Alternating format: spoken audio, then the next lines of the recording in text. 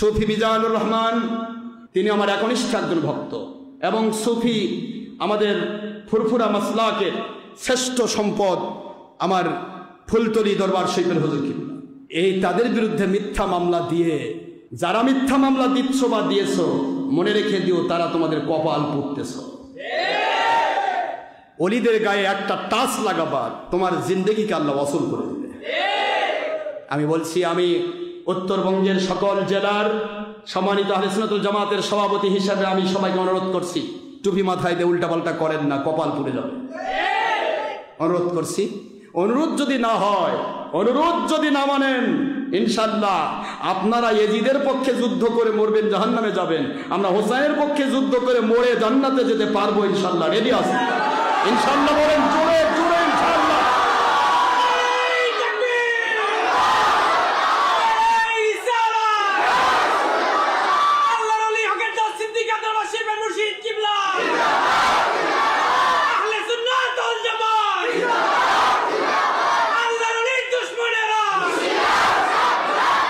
আমরা নবীজির পক্ষে আছি।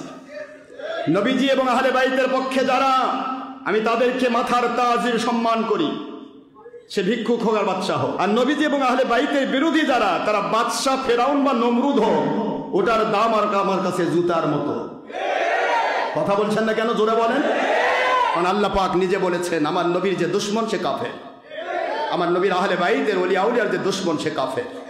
কাফেরের সাথে আমার কোনো সম্পর্ক নেই। মনে রাখবেন ভালো করে, খেলা যখন শুরু হয়েছে চলতেই থাকবে ইনশাআল্লাহ। আমার আল্লাহকে খাপান না। আর আমি গুনাহগার যদি ডাক দেই আব্বা, যে কয়েকটা লাখ লোক আমার সাথে একত্রিত হবে, আপনাদের আমার 1 লাখকে কন্ট্রোল করতে আপনাদের এজিদ বাহিনী 1 কোটি লাগবে। তাও কন্ট্রোল করা কঠিন, কারণ আমরা জান দিব জান্নাতে যাব, আপনি জান দিয়ে জাহান্নামে যাবেন। মজাটা কোথায়? আপনি দিতে পারবেন না জান। জান দিতে গিয়েও আপনার ভিতরে খালি ডুগডুগি বাজবে, কোথায় জান দিচ্ছি, আমি না জাহান্নামে যাচ্ছি। কথা বলেন না কেন জোরে? কিন্তু আমরা হাসি মুখে বুক খুলে জান দিব। আমার মালিকের পক্ষ থেকে নবীজি বলেছেন, আমার নবীর পক্ষে যে, ওলি আউলিয়ার পক্ষে যে, সে আমার নবীর পক্ষে, নবীজির জান্নাতের সাথী। সুতরাং বেঈমানি বাদ দেন, আমার আল্লাহর পক্ষে থাকুন, নবীজির পক্ষে থাকুন, কোরআন সুন্নাহ ইজমা কিয়াসের পক্ষে থাকুন, এবং আপনারা সত্যিকার হাকিকতে বায়াতের পক্ষে থাকুন, দাওয়াতের পক্ষে থাকুন।